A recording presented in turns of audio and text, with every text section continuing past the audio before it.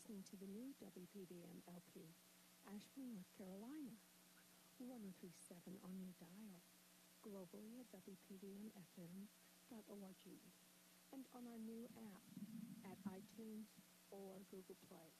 Download it for free. Good morning. You're listening to the BLAINESWORLD Show, heard each Wednesday here on the new WPVM LP in Asheville, North Carolina. You can also listen online at www.wpvmfm.org. I'm your host, Blaine Greenfield, and each week we focus on the Asheville theater scene as well as positive news and information about people and organizations in the Asheville area.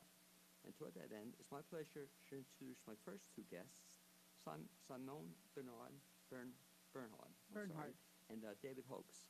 And they're both with an organization called Cantaria, the Gay Men's Chorus of Asheville. And welcome aboard, folks. Thank you so much. I should mention just a little bit in terms of background that conductor and singer Simone Bernhard, many years of experience as a choral and orchestral conductor, have honed her talents as an ensemble leader, vocal builder, and diction specialist. As a jazz singer, Simone has appeared with trios and small groups, as well as traditional big bands. She is especially excited about joining the two disciplines with the singers of Cantaria to create popular and classical presentations to delight both audiences and participants.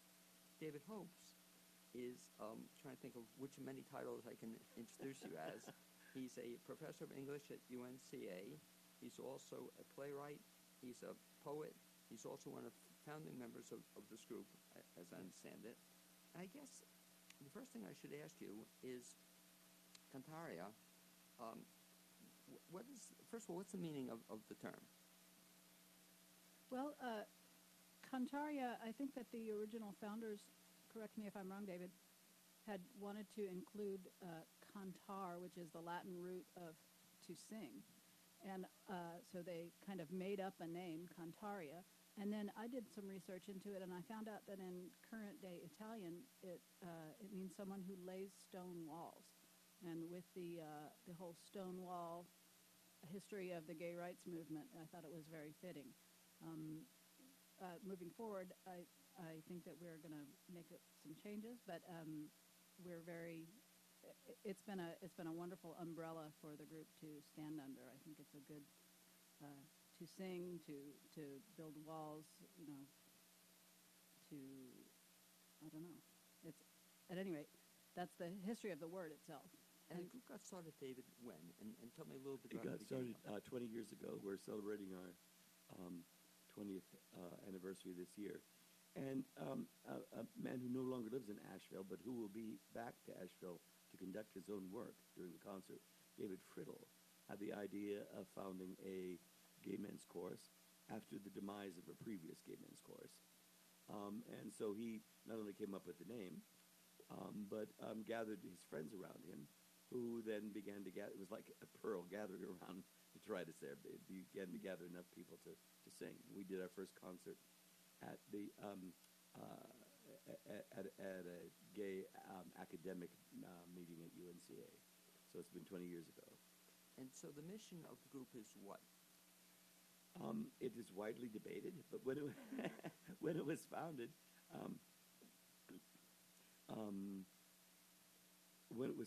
it was to practice excellence in singing, and also to have fellowship, to hang out with people with whom you had common interests, and also to be a presence in the community. Well, I've just been handed a card that encapsulates this by saying, the Asheville Gay Men's Chorus claims our role as a transforming and transcending voice for our LGBTQ and affirming community.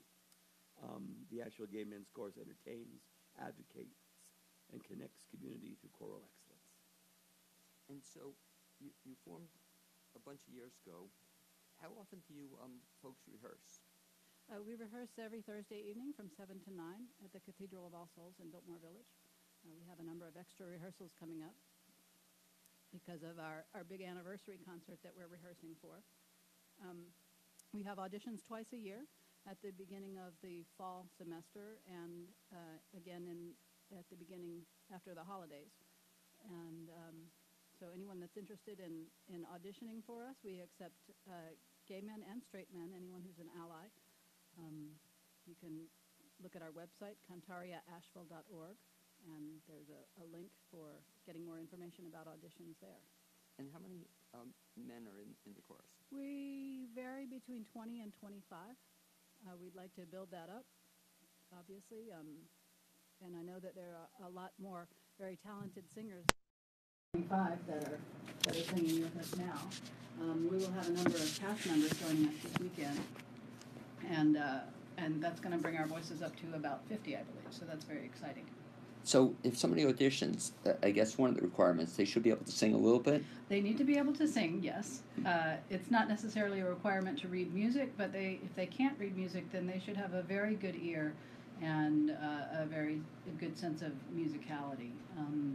I have auditioned a number of people who will openly admit that their music reading skills are not strong, but I work very hard in rehearsals to try to help people understand what they're looking at in terms of the music on the page. So we have all different levels of singers in the group.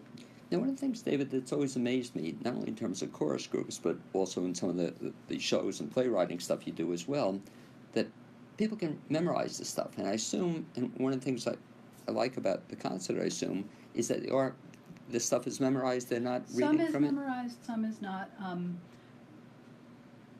I have mixed feelings about memorization.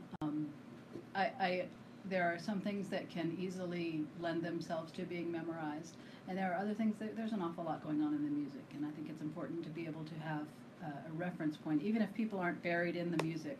I think it's a good thing to have some of the things in front of them, but there are a number of pieces that we're doing that are memorized. And that adds to a special connection with the audience where people can really emote and connect with the audience. Now, in addition to the chorus, you also have a musical or an orchestra component to this?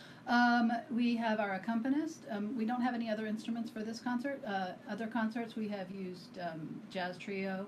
I'm looking forward to having some brass in the future. We are doing our holiday concert in the winter is going to be with an old-time gospel choir. So, yeah. Also, and I don't know, Dave, if you were in this, but I was also impressed. I believe you folks were also at NC Stage with the show.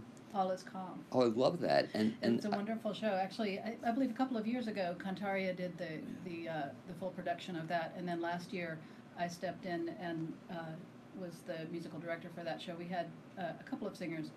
One singer from Cantaria joined this year, but scheduling was difficult for us because it was the same time as one of our concerts. Because you're right. I think I saw it a couple of years ago, and it was with the Gay Men's Chorus. Yes. And were you in that, David? Yes, I was. Yeah, that was exciting. That was one of the favorite things we've done. It was very difficult, very time-consuming. Was it really? But it was an extraordinary experience, and people loved the show. David, I want to just have you shift a little bit over so we get you. We're having a problem with the camera with Facebook Live, and maybe, Simone, you can move over a little bit, too. Now we get that's perfect. Now we get David on the, we can show you, so people can see your smiling face on that. Keep moving over. But why was that so difficult? The music was difficult. I guess that's primarily it. And also the commitment that it takes to do a stage show is different from the commitment it takes for Cantaria. And so we were practicing much longer than we expected to be.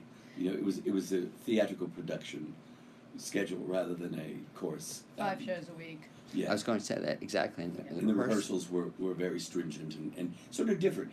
There were times, not when you directed, because I don't know, but when the year before, there were times when the music had to be adapted for the necessity of the stage, and it strikes a singer as odd. It was okay by me because I do theater, but a lot of the singers were nonplussed by, but that's not the way it's written. But it had to be adapted from time to time. What was so great about that is that I had seen the movie. It was one of my favorite movies of all time. I don't know if you ever saw it. It's a French film. It's a great, fantastic story. And it was so enhanced by the music, sure. that wasn't in the movie, and just really made the production. It's very moving, and I think there's something unique about the human voice, and especially about men singing together, that really it touches the heart, and especially in a war story such as this, it was very effective. Now, you mentioned something interesting also, that you do sometimes combined efforts. You mentioned upcoming concerts going to be a combined effort. That must be kind of fun to do too. It isn't is fun. It is fun. And in this next spring, we'll be joining with Woman Song, who I believe you had on the show a few weeks ago. I was just going to ask you that. Oh, so that'll really be that's exciting. going to be wonderful. We're really excited about that. And we're reaching out to as many community entities as possible to try to, make our presence a little bit more known. I think a lot of people are surprised that there's a Nashville Gay Men's Chorus, so it's important that we reach out. With the combination Women's Song, and I'm really looking forward to that show, you're going to need a big facility, though. Yes. They have, 75 or something? Something Close like to that, yes. And you have 25. Yes. Why is that, Simone? Why don't we have 75? We're working on that, David. Okay. That's why we're on the air right now, is to try to reach out to our community. And we've got a wonderful article in the Mountain Express this week. If you haven't seen that, I recommend that highly to you. And I think with our new board president, Butch Thompson, we've really amped up our publicity and marketing efforts so that more people hear about us. I was going to ask, I guess David would have the historical perspective of this. Have you ever had more? What's the largest number of members you've ever had? This is very close to the largest. The expired Gay Men's Chorus that started many years ago, I went to their first concert, and there were at least 60 people on stage. It was at the Warren Wilson Auditorium, and it was huge. And it was hard for me to understand why we haven't been able to grow, because there are a lot of talented men who would like to sing with us, a lot of talented gay men, and a lot of gay affirming men who would have a good time singing with us. So it's perplexing to me why we're not bigger. But I think it's very interesting what Simone said, and it reminds me of another organization in the Asheville area. When she was talking, and I didn't realize this, that you allowed both gay men and I like how you said gay affirming men. Absolutely. It's interesting. Our Voice, another very good organization in the area, had the same sort of problem years ago when they had the Walk a Mile in Her Shoes event, something I participate in every year. And the mistake they made, Simone, and I think you're changing it, which is great, is that it implied you had to wear high heels and you could only be a guy. And I said you were missing the boat, because you have women would support the event, children would support the event. If you can't wear high heels, just come out to support the event. But it changed. So as they publicize it now, it's not just you have to wear high heels. And I think that changed, and I think that's one of the things you're trying to do, it sounds like, too. Absolutely. That you want just people who want to sing, men, Sure. I guess, who want to sing. We want to reach out more to the trans community as well. So that's very important. And I guess a lot of folks don't realize that, except you now say, I guess, with the mission, it's now for just the, you say it's for the, how do you say it there? LGBTQ. LGBTQ. Yeah, which is and great. And affirming community. Which is super. The, when you choose a work for the program, how do you go about choosing the music you're going to sing? Well, typically I decide on a theme for a concert, and so that sort of informs my choices. Our summer concert was Phoenix in a Coal Mine, and I wanted to sort of have a message that affirmed our growth even in the midst of the dark times that the LGBTQ community is facing. Our holiday theme was, gosh, what was our holiday theme? Something Christmassy. Something holiday. But Yes. our upcoming holiday will be an Appalachian and spiritual Christmas, and so we'll have Appalachian and the gospel choirs I mentioned, and so that's how I choose. With this anniversary concert, I really wanted to have a sort of span of the years. I chose a piece composed by the original founding conductor, and he will be joining us on stage to open the concert to conduct that piece. It's actually a wonderful rework of the text of the Star Spangled Banner, and it's called A New Victory, and it has text overlaid by Walt Whitman talking about community and brotherhood, and it's a wonderful arrangement of the Star Spangled Banner text for piano, four hands. It's very exciting. Do members get a chance to comment on the music or have an input into it? I always, when I'm deciding, I always say, okay, hey guys, this is what I'm thinking. Please, let me know your ideas, because a lot of them, these men have been singing this music for a very long time, 20 years, and in the case of of David and some others. And some other people have been in other gay men's choruses, and there's a huge, huge body of repertoire that I'm not as familiar with yet, because I've just started with it. David, even before you joined the chorus, what got you into singing? In other words, of the many things you do, Besides that marvelous voice that you're hearing, he's but our like boss. So when you were a little kid, did you always know you wanted to sing in a chorus? I did. I always knew I wanted to sing in a chorus, and one of the commanding moments of my life is when I tried out for my elementary school chorus and didn't make it. I was forlorn. And so when I got to junior high, I tried again, and I've been in a chorus every year of some kind, church or school or something, since I was junior high, because I just got into the chorus and liked it and enjoyed choral singing. Were you ever in theatrical productions? Oh, sure. The most recent thing that I did was Jesus Christ Superstar. Oh, that's Heart. right. Yeah, I saw you in that too. You saw me. Okay, Okay. so yeah, you see me on stage. So On a different kind of role there too. I was surprised at the role you had there, but it was. I was sort of evil. Wasn't Exactly. Talk to my friends about that. Oh, he was so good on it. He had such a great smile and such a friendly guy, and you were kind of evil. I was kind of evil. Yeah. Yeah, well, Acting. Oh, now I know it. Oh, I thought they did a great job with that production. I thought it was wonderful. It was a good joy to do. Do you have a preference in terms of, I mean, all the many things you do, you know, singing, acting, writing plays, teaching, do you have a preference? I always tell people I'm essentially a poet, and all the other things spring from that. And I actually think that's sort of true. That the poesis, the effort at world making, everything that I do is informed by that. So I just sort of gather it all around a central core. And in fact, one of his poems is going to be featured in the anniversary concert this coming Saturday. He's written a beautiful poem in memoriam for members who have passed on, and it's going to be read during the concert. Members of the group who had passed Yes. on? Yes. That must be very, it must be very touching to be doing a number, but it's like Women's Song mentioned, the same thing too. One of the tough things they have to do is when they sing, and I don't know if you guys have done this as well, but they sing at somebody's funeral, you know, who's been a member. Have you ever done that? No. We haven't, but we're recognizing all of the members that have passed. It's a difficult thing because singing is so connected to the emotions, and of course if you've ever had the experience of feeling tearful, you notice that your throat closes up, and so it's difficult to sing and not get swept away in the emotions and not be able to actually use your instrument, because the body shuts that down when you're crying. So it's a very difficult physiological and emotional thing to keep that balance, to emote the emotions but not to get swept away with them. I'd like to get your reaction to something David had said. It reminded me of a very similar experience I had when I was a young kid. I wanted to take singing lessons, and I always remember the story. My mother took me to meet somebody who had played the piano, and all I know is that after they left, I never got singing lessons. You know? Oh. So, God's honest truth, for 50 years, I never sang. Oh. And then Jerry Crouch, who you know Yes, was, absolutely. put together Business Sings Broadway. Oh, that's great. And I had to audition for it. And I found out my singing wasn't terrible. It's not ready for you guys yet, you know. But Are you sure? well, trust me on that. But it was such an affirming experience that I'm trying to think of the woman who did the audition on it. But she said I could carry a tune, and she said I could sing.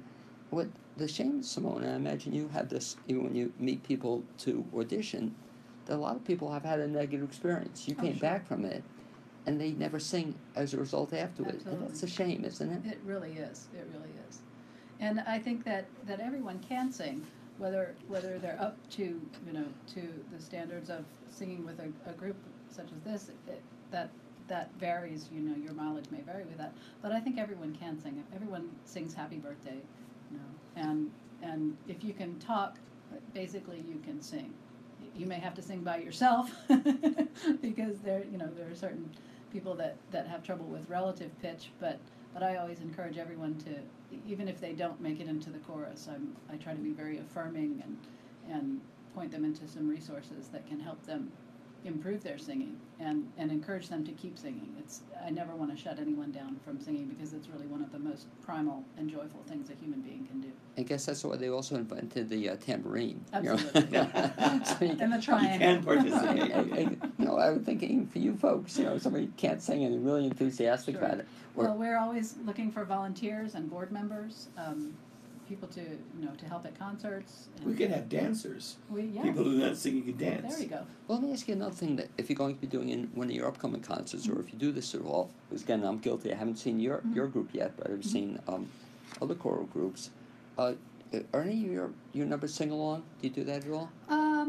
Not this concert. We do that occasionally at our holiday concerts, and Christmas carols. yeah, Christmas carols and things like that. We may incorporate a little bit of that, and there have been chances in the past for audience participation. The classic is when you sing Jingle Bells and you make everyone get their keys I out love and it. jingle them all. Well, I find too probably just the nature of these songs is that people are kind of humming along or singing along. Well, there are a number of tunes that people may know. Stout-Hearted Men from the Broadway show. Which show is it? Don't know. South Don't Pacific, maybe? I don't remember what Broadway show it is.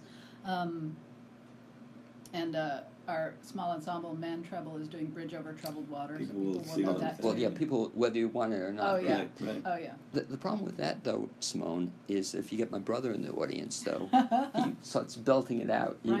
and then other people get annoyed with him because they Right. come to hear you. They don't want to hear my brother.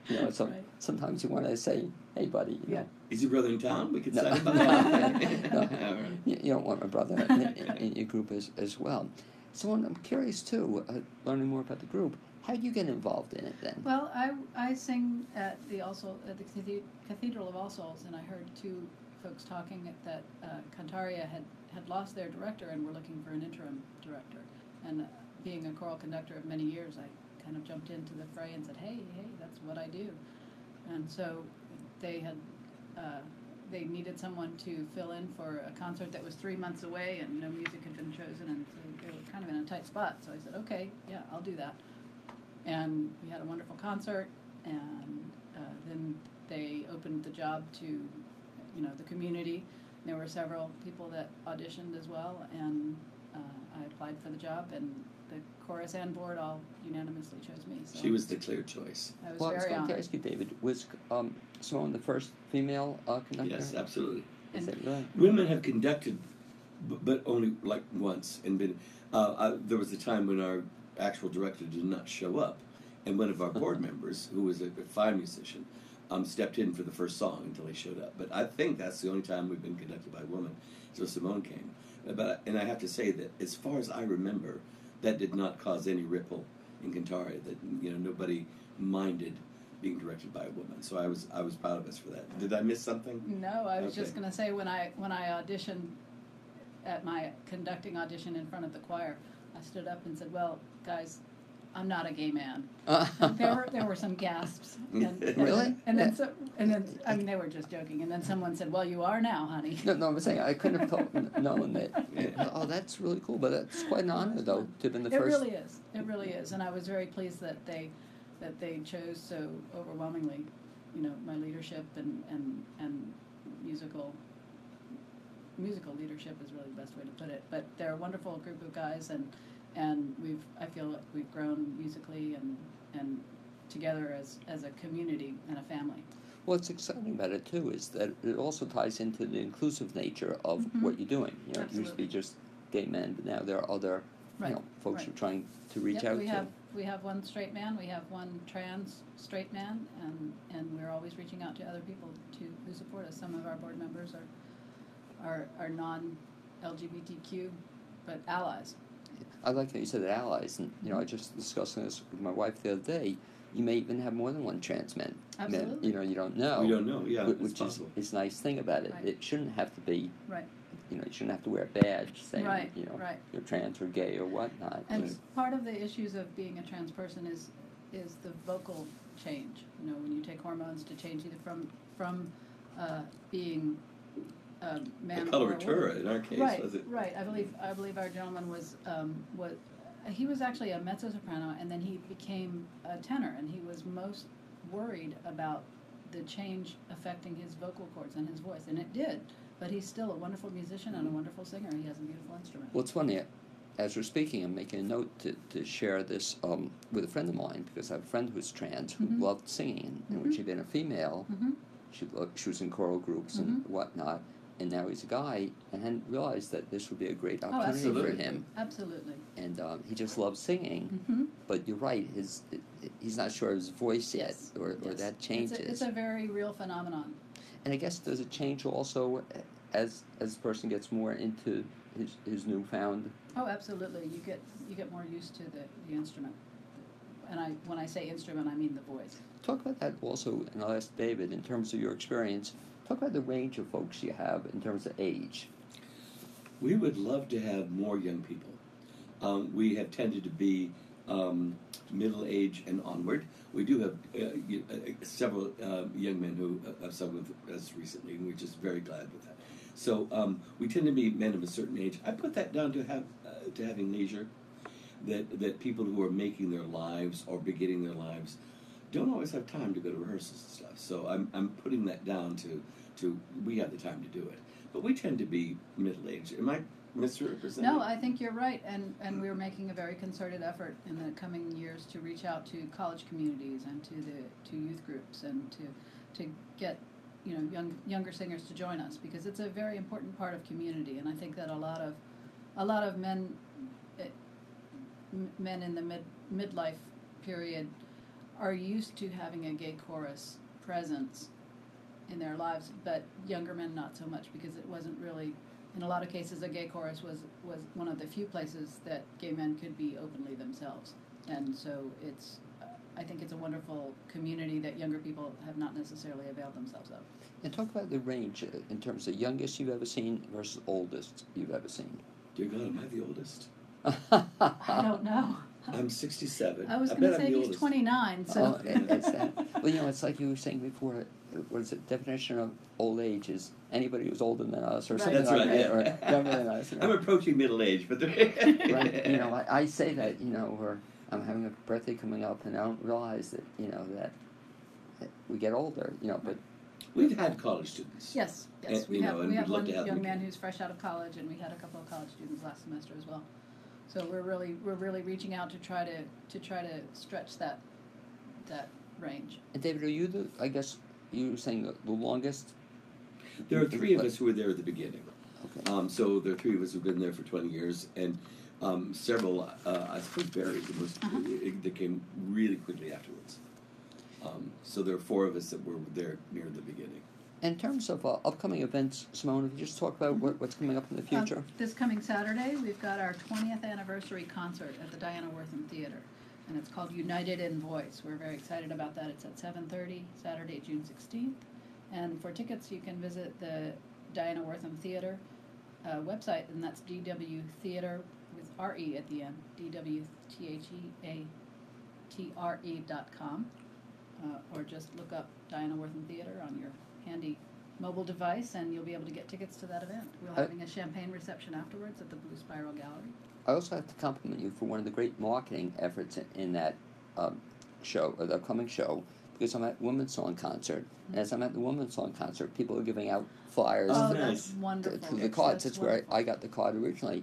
I thought that was brilliant. Yep, they've been so helpful to us that we're actually standing on their risers. So Okay. Oh, really? they're loaning us their risers Great. for the concert. And aside from this event, anything else beyond We'll that? be at Pride. We'll be at the Asheville Holiday Parade this coming post-Thanksgiving for the holiday parade.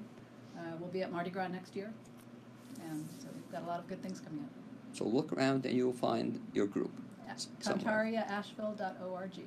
I'd like to thank you, Simone Bernhardt and David Hopes, for being my guests this first half hour on the BLAINESWORLD show, and it's really great for what you folks are doing. I look forward to seeing you. Thank you so much. Great. Thanks a lot.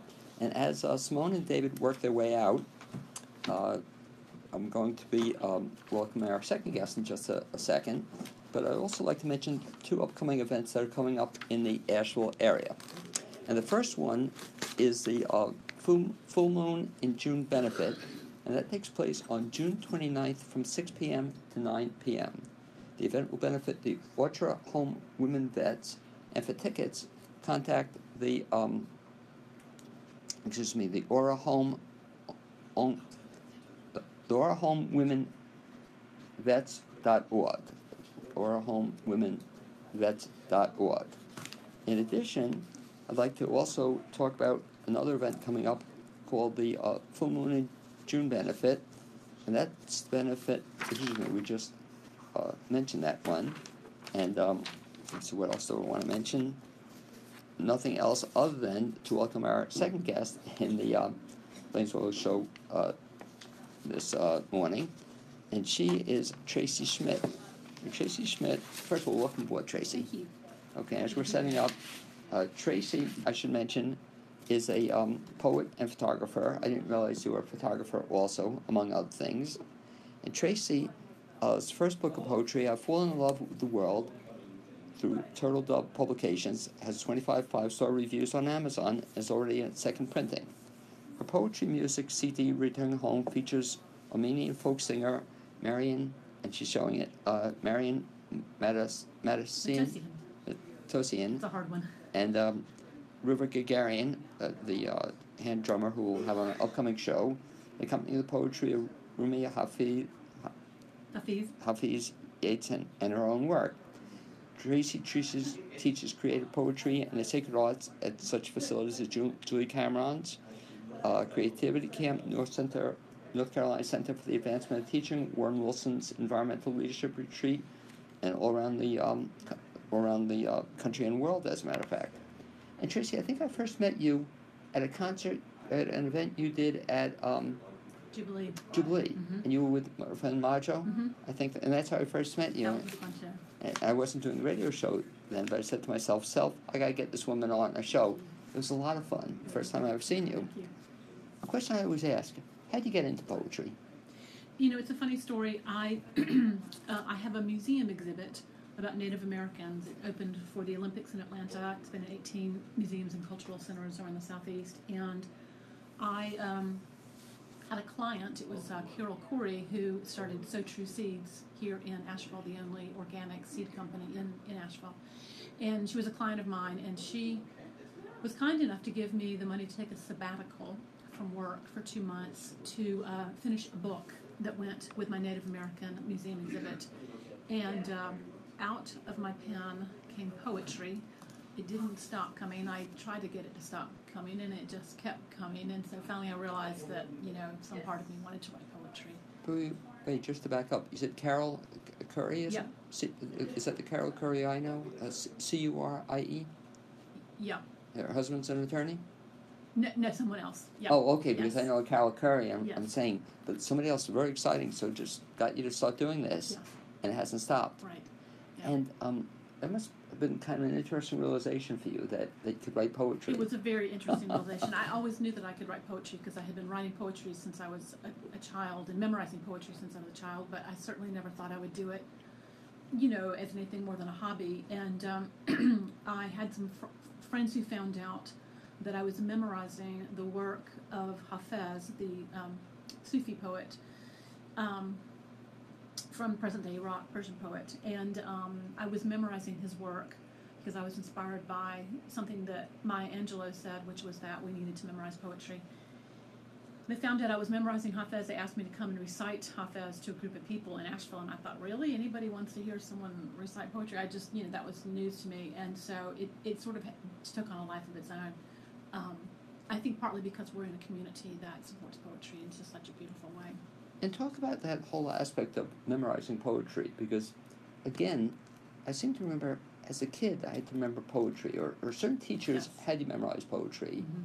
In some respects, it's a very positive experience, but it doesn't seem to be done as much as it used to be. Right, I think that's true. If you are in other countries, it is still done.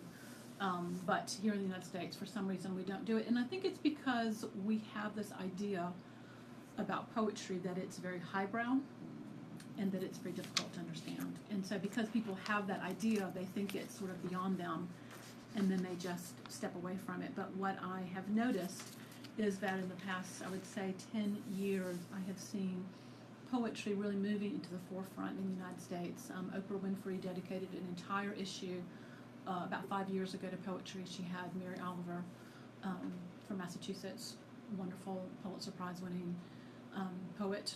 On the cover, it was the primary article was about Mary Oliver. And what I've noticed is that more and more people turn to poetry for respite from the craziness of our world. And I have many friends who, are retired ministers, those kind of people, and they tell me that they will reach for a book of poetry more quickly than they would reach for anything when they want some inspiration, because it can happen so quickly. Like literally 5 minutes later, after reading poetry, you just feel differently, and that's pretty amazing. What's interesting is what you just said about many folks who are retired even are moving into poetry. And a good friend of mine, Nelson Sartoris, just decided at the age of retirement that he was going to start writing poetry. And now he took a course at Ollie, and he just wrote his first book. He was a guest on my show. That's pretty exciting. That I guess there's no age you can start finding an interest in poetry. I think you're right about that. I think when the muse speaks, she just speaks. There's a very famous poet that came out of the Black Mountain College experience, M.C. Richards. She was a ceramicist, and she began writing poetry at the age of 60 and really left a beautiful legacy behind, also with her protege, Paulus Berenson, who I have had the great honor of performing with, who just passed on last year. Such a loss for this community. Such a special person, used to be the program director at Penland.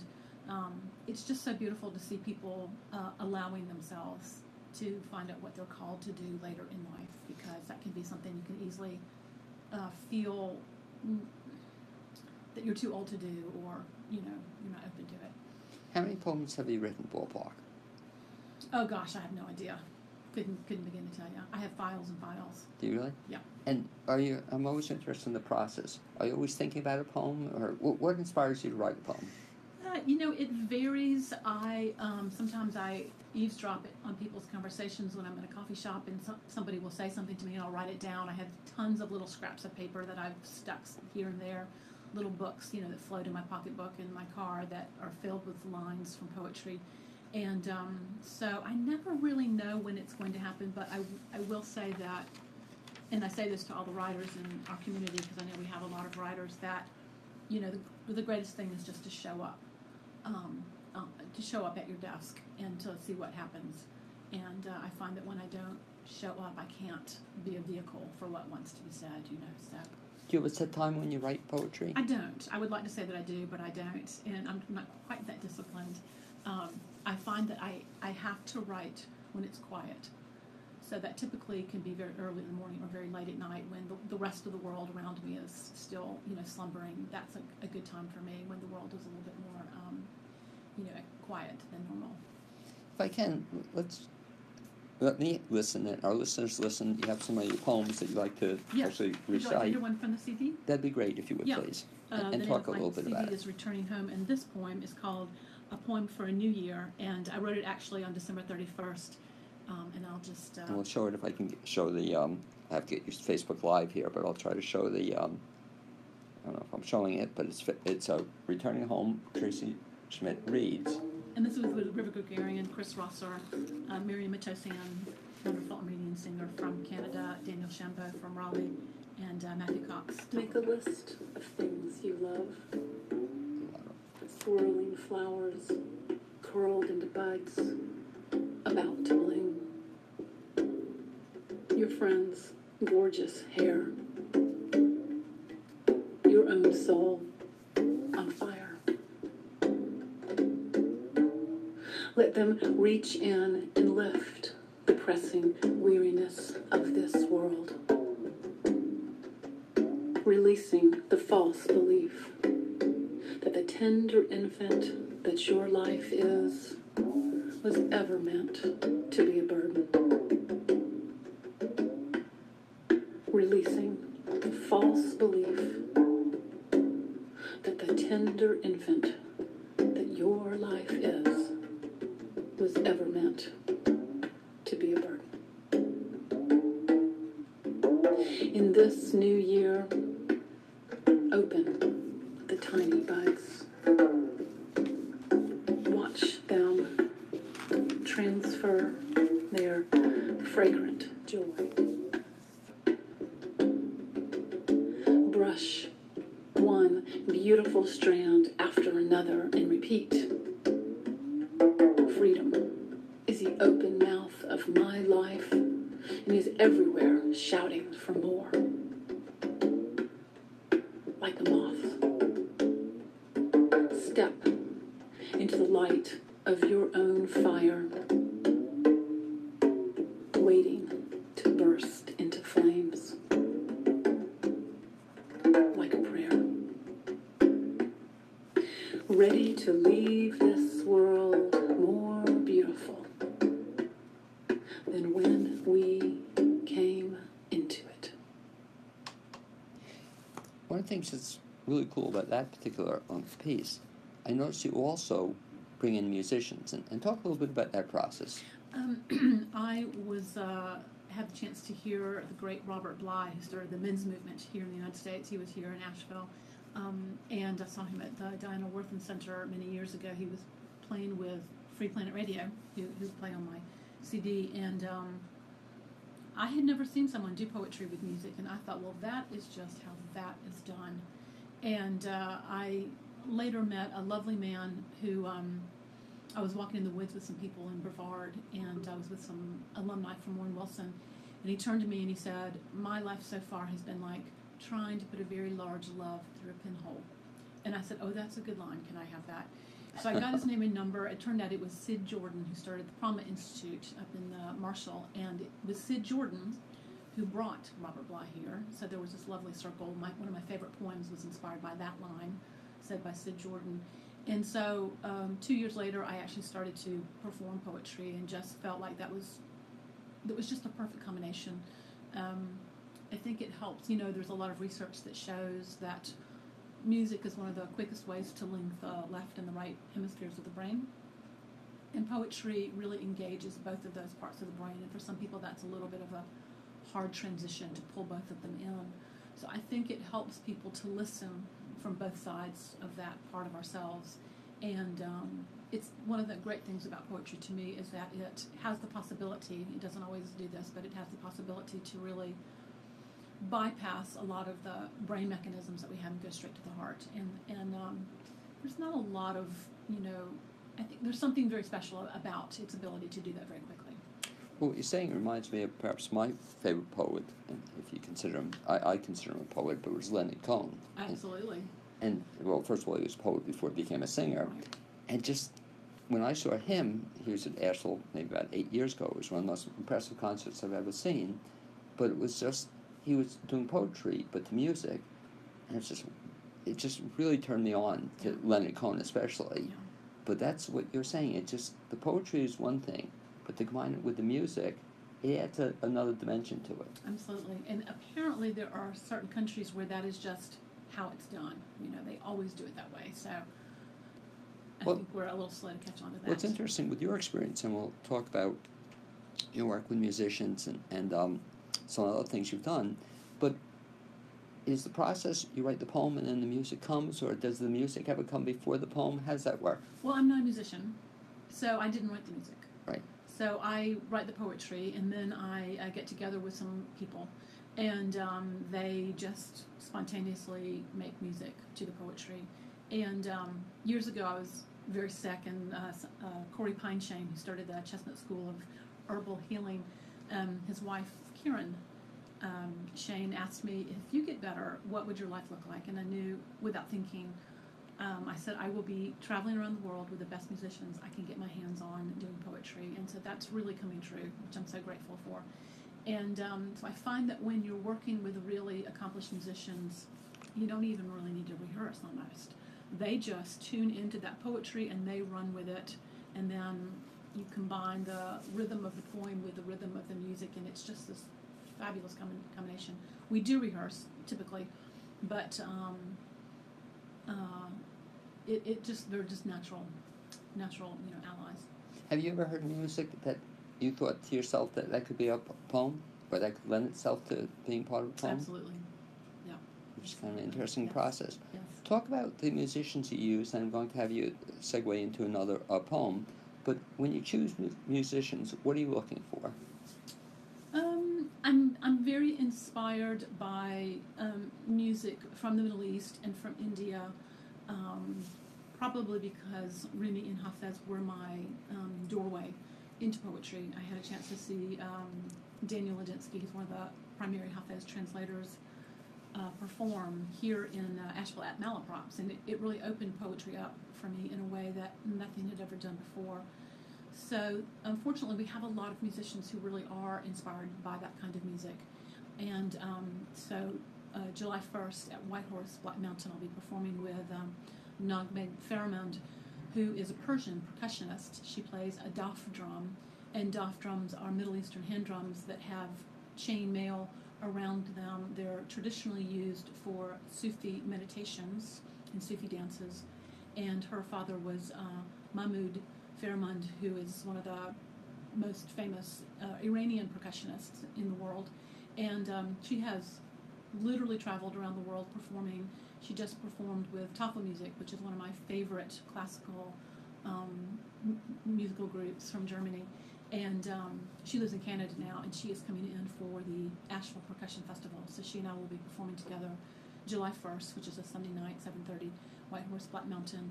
And we will be accompanied by Isabel Castavelli, whose mother is from Mexico, whose father is from Cuba, and she is a cellist with the Asheville Symphony, and is just a fantastic musician. It's my first time performing with all women musicians, and I'm really thrilled about that. I typically perform with men, and it's so much fun to just have a group of women to perform together. It's a different kind of experience. Let me have you share a second poem, if you would, Okay. on your CD. Yeah, would you like to hear one from the CD? That'd be great. Yeah. I'll let you choose it. Okay. Let me move this forward. I have this game I play, and the game is tell me something you're thinking about, and I'll see if I have a poem for it. I love it. So tell me something you're thinking about, and I'll see if I have a poem for it. Well, But meanwhile, we'll listen to this. It's called Shrine. okay. It's based on that Thanks. line that I mentioned. Oh, okay.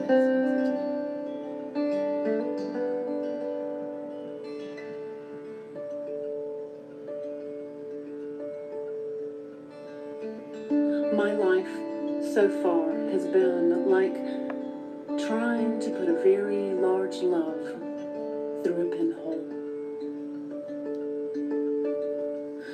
I have tried to make myself small enough to fit into this world, but finally the shell has rent into, and the shrine of my being has emerged.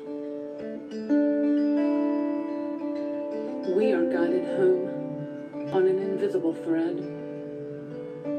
One day the distance between ourself and the whole simply disappears. And then the love fits perfectly. There is so much work to do in this world when we could simply choose to be ecstatically happy. To take rocks and driftwood and build an altar to all that is good inside of us, and to set our one shining life on fire.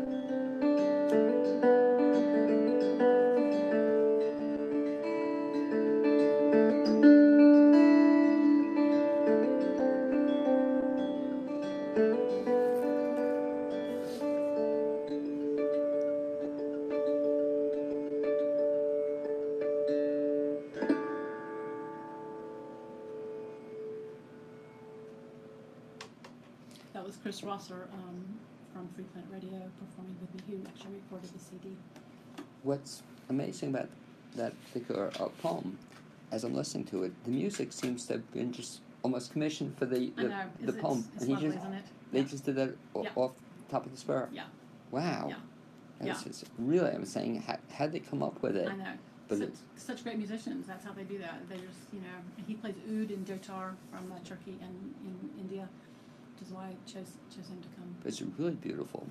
You mentioned in terms of something I'm thinking of, and I don't know if it'll be a basis of a poem for you, but one thing I'm thinking about as I listen to you a little bit in your poem is I'll get your reaction to this whole movement. Seems to be popular in Asheville now, but it's been elsewhere. Street poetry, Oh, you yeah. know. Mm-hmm. Again, You mean slam poetry? Well, I'm talking also. We'll talk about slam poetry, but I'm also talking about the folks now on the street, and a mutual friend, Majo, is going to be doing this also, who just write, they're on the street, Yeah. and they'll write a poem for you. Yeah, I do that. I do that at Malaprops, actually. Oh, do you really? The first Friday and the first Saturday of the month, I'm at Malaprops in the coffee shop, and we do poetry on request there from 5 to 6. And I'm usually actually there from more like 5 to 7. And I interview people, and then I write them a poem, and it's just the most magical experience. And you can really tell that when you do that for someone, it really makes their week. And I remember there was a lady there that had come in from when we were having the hurricanes down in Florida, and people were being evacuated. This was about, 10 months ago. And she just started, weeping because she was in such a traumatic state. She didn't know if her house was going to be there. And here was somebody writing a poem for her, so I have found it can be extremely moving for people and very healing. I'm so glad to hear Maja's going to do that in the street. Is that tough for you? Is it tough? Yeah. No, not really. No. Mm-mm. So I had a friend who was known as the 60-second novelist, and he would do a similar kind of thing. He'd speak to somebody for 60 seconds, and on an old-fashioned Remington typewriter, write a story. Yeah. And I was impressed. Yeah. Yeah. And for you to write a poem for somebody, what a sweet thing to do for people. Yeah, it's. I think there are times you're more inspired than other times, but if I'm feeling a little stuck, I have a couple of books of poetry next to me, and I just flip them randomly open, and I find a word that's speaking to me, and then I pop that word in there, and it usually, greases the wheels, and then they go to the next line. So, yeah. How long are the poems? They are usually a good page. Yeah, it's a half-hour process per person. Oh, it's a half-hour process. I interview them. I really ask them a lot of questions, and then I take the questions and the answers, and then that becomes the foundation of the poem. It usually takes me about 15 minutes to write the poem for That them. must be interesting to watch. Are people invited to see you do this, They're or is this a welcome to, but one-on-one people, basis? do you mean, do people watch me interviewing the person? Right. Sometimes, yeah. It's usually pretty intimate, so most people prefer to do it just one-on-one. And then you'll do the poem for them, and then you get a copy of the poem? Yes. Very exciting. Absolutely. Yeah. That's a neat thing. Talk with me about also something you mentioned where we were talking before about the whole idea of memorization. Yes. It just knocks my socks off that you actually memorize your own poems Yes. for the most part. Do you know, it's funny, I know a lot of people think it's a very difficult thing to do. I have found a lot of little tricks that I've just, made up along the way. And the basis of those tricks are to engage as much of my senses and my body in that process. So, for example, I will read the poem out loud several times to myself, and I'll really notice the sounds of the words, and are there S's or are there T's, are there O's, and I'll really hear the poem in my ear, and then I'll notice images that come into my mind about those lines from that poem, and I'll let the images really, glide through me as I'm attempting to hold the poem. And then I'll notice how my body feels about it. And sometimes I remember once I was memorizing a poem for a performance, and I couldn't get the poem. So I thought, I have to do this differently. So I live a little bit in the woods, and I went out into the woods, and I shouted the poem out. I knew my neighbors well enough to know they would think this was fun. I shouted the poem out into the woods, and my experience was the woods literally rose up to meet the poem. It was the most magical experience. And so I just really allow all the things around me to support that process, and I found it to be then very easy. Is it easier to memorize your poems or somebody else's poems? It doesn't seem to matter if it's mine or someone else's. The key to me being able to memorize poetry is that I have to feel a deep connection to it. If I do not feel a connection to that poem, then it becomes very difficult. So I only memorize poetry that I really adore. And so you had this one CD, for example. Yeah. Is this your first CD? It's my first CD, and I have a book. I have a book that came out. I Have Fallen in Love with the World, that was published locally. We'll talk about this. So when did this CD come out? It came out about 5 years ago, and I'm now working on my second CD, and I was just talking to David Hopes as he was walking out that my next CD, I'm from Augusta, Georgia, and I was there for a year and a half, just recently renovating a house, and I got a chance to see a gospel choir down there. I happen to be a big gospel music fan, and I am particularly interested in the old spirituals that are not being done anymore.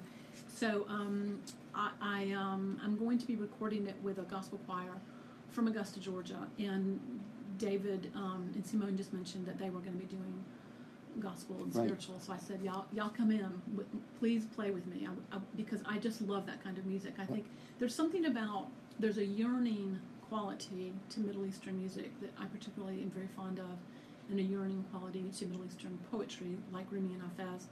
It's really a hallmark of Sufism, this quality of yearning. And so I started thinking, what is American that has that same yearning quality? And when I was listening to old spirituals, I said, well, there it is, right there. So, yeah. How exciting will that be? I mean, Yes. just even, I know, right? even as you describe it, because I said, whoa, I've never seen that or heard that. Yeah. I mean, I assume other people have done this or no? Combine spirituals with poetry? Yeah. I don't know anyone that's done it. But so that's really exciting to be doing something new. Yeah. Now, as you're working toward that, are you, in your mind, starting to write poems for that? Or? Yes, I have a collection already prepared, yes. Oh, wow. And that'll be your next CD? Yes, yeah, yeah, Okay. yeah. What, in terms of moving forward, what are the kinds of things like you're thinking about doing down your bucket list, if you will? Well, I did a national tour with my friend Matthew Cox, who started in D.C. at an AMA retreat and ended up in Harbin's Hot Springs. He failed to mention to me that Harbin's Hot Springs, he organized that part of it in California. He said we were just a little bit outside of California. He goes, Tracy, I forgot to tell you that Harbin's Hot Springs is it's a nude hot springs. I said, listen, Matthew, I'm not doing poetry in the nude. I'm just going to tell you that right now. It's not happening. Fortunately, that would be different. we did right. Very different. Didn't happen. But I realized after we did that beautiful national tour that really you should be doing regional tours initially. So I am now setting up a regional tour for the fall. And my friend Krishna Shukla, who is here from Varanasi, India, who taught me how to play a tambura, which is the heart of classical Indian music, will be on me for a leg of that tour. And a wonderful tabla player from an ashram in New York City will be coming down as well. So I'm really looking forward to that. For me, those tours are like pilgrimages. And so I'm just so happy that there are other musicians who see it that way. You know, it's not touring can become very grueling and very hard, and I just knew that if it became too grueling and too hard, I wouldn't want to do it. So I thought, no, let's make it into a pilgrimage so that it has a little bit of a beauty component to it. It's very exciting. As you mentioned, the tours was something done by a friend of mine who was doing a tour of poetry for schools. You know, and I thought that's such a cool thing that bringing poets Yes. into schools. What I'm seeing is that poetry is hitting the schools big time right now. In the past few years, I'd say in the past 6 or 7 years, it's primarily performance poetry. It's slam poetry. And I am so happy to see that. I think it's a great healing for kids. I was going to ask you, so that's, or I'll ask you actually, how do you define slam poetry then? Slam poetry is really considered poetry that is performance based. It typically has an anger quality or frustrating quality to it. I said to someone recently, years ago, I said to someone, I'd like to slam my poetry, and he said, oh, Tracy, your poetry is not angry enough to slam. And his girlfriend, Right. who also was a poet and did not write poetry that had this frustration quality to it, she said, I think we should start Venus slams, where people recite mystical poetry and poetry that's really happy, and I just thought it was brilliant. Yeah. No, that's kind of cool because I don't see your poetry as being Right. angry. No, it's just not. I mean, and I certainly have my angry moments, but and there's a few in there. But in general, I feel like this is poetry, and I didn't define it this way when I started writing it. But when I heard the body of work, I realized it was poetry that was essentially about reconciliation. Tracy, if any of our listeners want to find out more about you, either about some of your upcoming shows or CD or stuff you're going to be doing, best bet is to do what? Yes, just come to my Facebook page, Tracy Schmidt, and Tracey. And I'll be at White Horse Black Mountain on July 1st with Isabel Castavelli and Nagmed Farmland. Sunday night, 7:30. You can go to their website, whitehorseblackmountain.com, or just call White Horse and get the tickets right over the phone. And I perform usually 5 or 6 times a year here in Asheville at Black Mountain College Museum and all sorts of facilities. So you can also just go to my website. Great. I'd like to thank you, Tracy Schmidt, for Thank being my you guest the so second half hour on the BLAINESWORLD show. Finally, great to meet you. I'd like to also thank my guests from the first half of the show, David Hopes and Simone Bernhard. I'd also like to thank my producer, Amy Brisnash, and to Zuzu Welsh, who provided the music you heard at the beginning of the show. You'll now be hearing at the end. Look forward to seeing you, having you join me next Wednesday at 9 a.m. here on the new WPVM LP in Asheville, North Carolina. You can also watch us, hopefully, on Facebook Live. Thanks for listening.